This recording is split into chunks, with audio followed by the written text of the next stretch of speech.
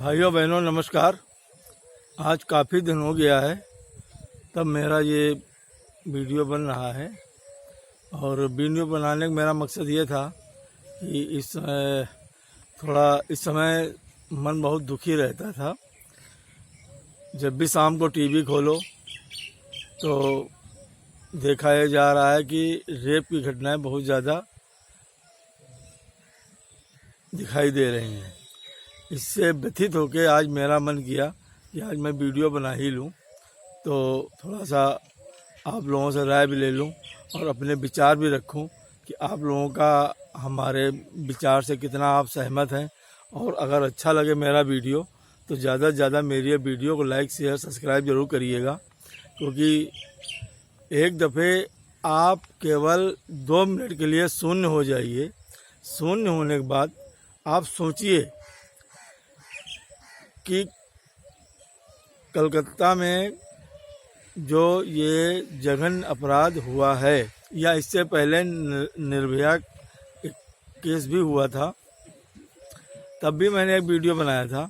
लेकिन आज व्यथित होकर मैं ये वीडियो बना रहा हूँ कि आप लोग जरा 1-2 मिनट के लिए सुन के सोचिए कि वो समय कैसा रहा होगा,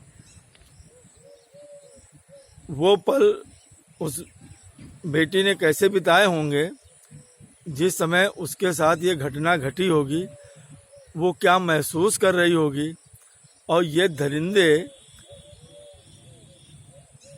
इनको जरा से भी मतलब वो तो कहीं नहीं बेकार है, क्योंकि जो इस टाइप के लोग होते हैं उनको तो ये है कि उनको फांसी भी दे दी जाए तो वो कम है। हम इसी पे ही वीडियो बना रहे हैं कि उनको फांसी क्यों दी जाए।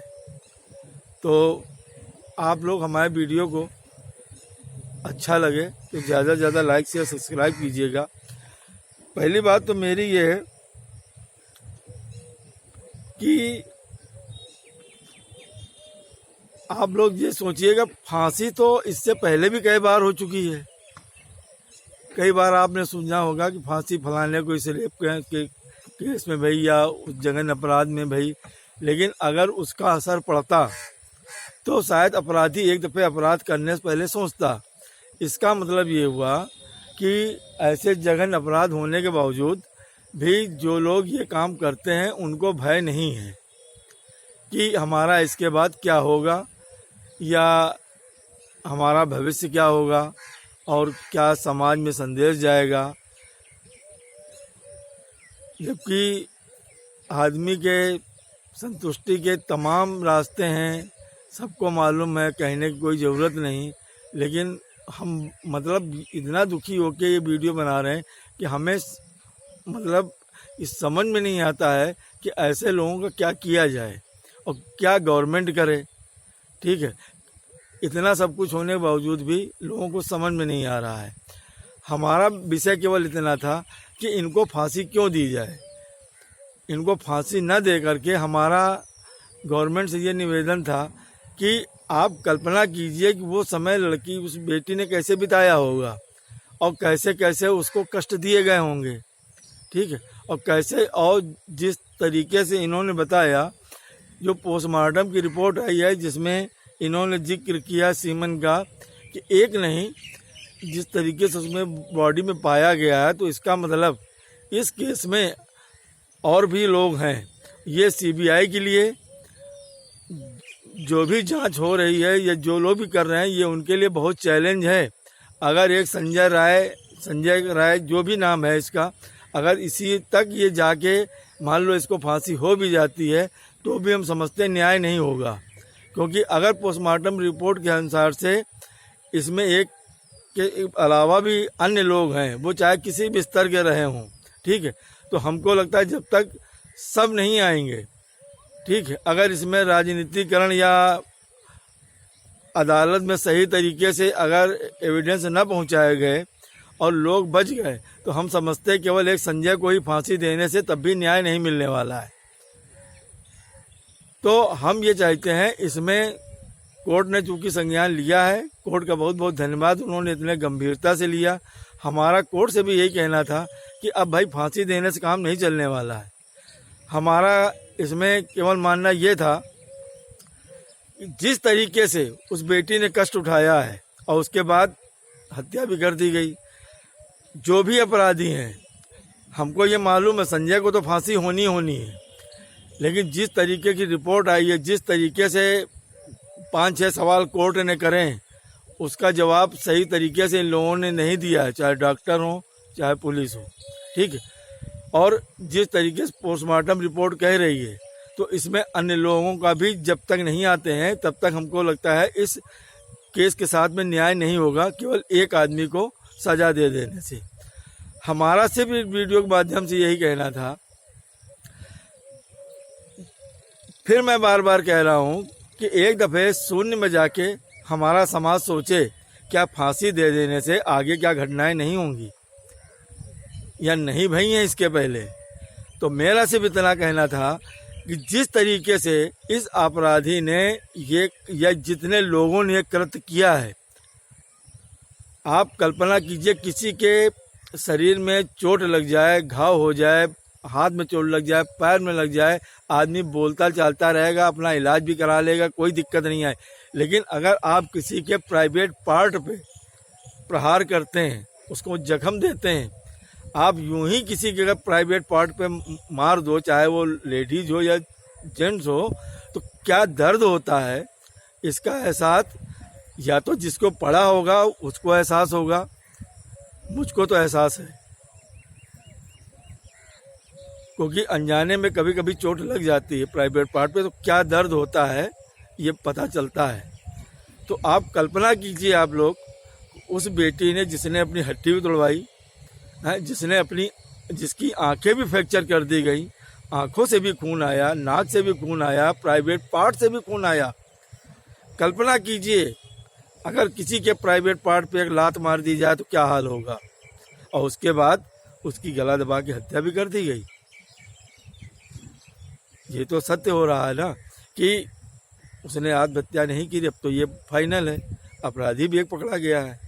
अब ये सीबीआई के सामने बहुत बड़ा चैलेंज आया है कि इसमें और कौन लोग थे। जब तक वो न्याय नहीं मिलेगा तो हम समझते हैं कि इस बेटी के साथ में न्याय नहीं हो पाएगा। मैं इस वीडियो के माध्यम से केवल इतना कहना चाहता हूं कि अब सजा ऐसे फांसी की न दी जाए। ऐसे ही अभी एक महाराष्ट्र में केस हुआ, 4 साल की बच्ची, 2 बच्चियों के साथ बदतमीजी करी गई। हम ये चाहते हैं जैसे ही इन्होंने अपराध किया है उस लड़की के साथ में या बेटियों के साथ भी करते हैं, इनको वैसी ही सजा दी जाए, इनको मौत मत दी जाए। आप इनके भी अंग काटिए, इनको भी ऐसे ही वो करिए, इनका गला मत दबाइए और इनको ऐसे ही रखिए, चाहे समाज के सामने पिंजरा के अंदर डाल दीजिए, इनको ऐसे ही तड़प तड़प के मरने दीजिए, तब शायद सुधार हो सकता है। और ऐसे अगर आप फांसी दे देंगे तो सुधार नहीं होने वाला। क्यों? उनकी मानसिकता ही ऐसी हो जाती है कि वो तो इतना मतलब उनका खून इस टाइप का हो चुका होता है कि उनको मालूम है कि हमको फांसी होएगी। इतना बवाल चल रहा है, सबको मालूम है फांसी होएगी, उस लड़के को भी हो सकता है फांसी होएगी। ठीक है, लेकिन ये लोग अब चूंकि अभी तो बैठ के खा रहे हैं आराम से, लिए कोर्ट कचहरी, इनको सब पुलिस वाले और सरकारी पैसा अलग से बर्बाद होता है। ठीक है, पुलिस प्रशासन, दुनिया प्रशासन, सीबीआई सब लाखों करोड़ों रुपया इनके ऊपर खप जाता है। अंत में वो 15 मिनट के लिए झूले, उनका काम खत्म हो जाता है। भाई एक आत्महत्या करने वाला क्या है? एक आत्महत्या जब आदमी करता है तो उसका मतलब वो मेंटली तैयार होकर करने जाता है ना, नॉर्मल आदमी तो करने नहीं जाता है। वो इतना डिप्रेशन में होता है या इतना प्रेशर हो चुका होता है या इतना तंग आ चुका होता है कि उसको दिक्कत नहीं होती आत्महत्या करने में। ये ठीक उसी प्रकार से है, इनको मालूम है कि हमारे साथ क्या होने वाला, इनको कोई दिक्कत नहीं है, इनको कोई न दुख है न कष्ट है। और बल्कि ये तो हम टीवी में देखिए ऐसे चल फिर रहे हैं, केवल एक नकाब ऐसा पड़ा है, लगता ही नहीं इनके साथ कुछ हुआ है। अभी 4 दिन बाद इनको फांसी दे दी जाए, काम खत्म हो जाएगा, तो क्या इसके बाद घटनाएं नहीं होंगी? हमारा सिर्फ इतना कहना था कि इनको भी वैसे ही सजा मिलनी चाहिए, इनको गला नहीं दबाना चाहिए।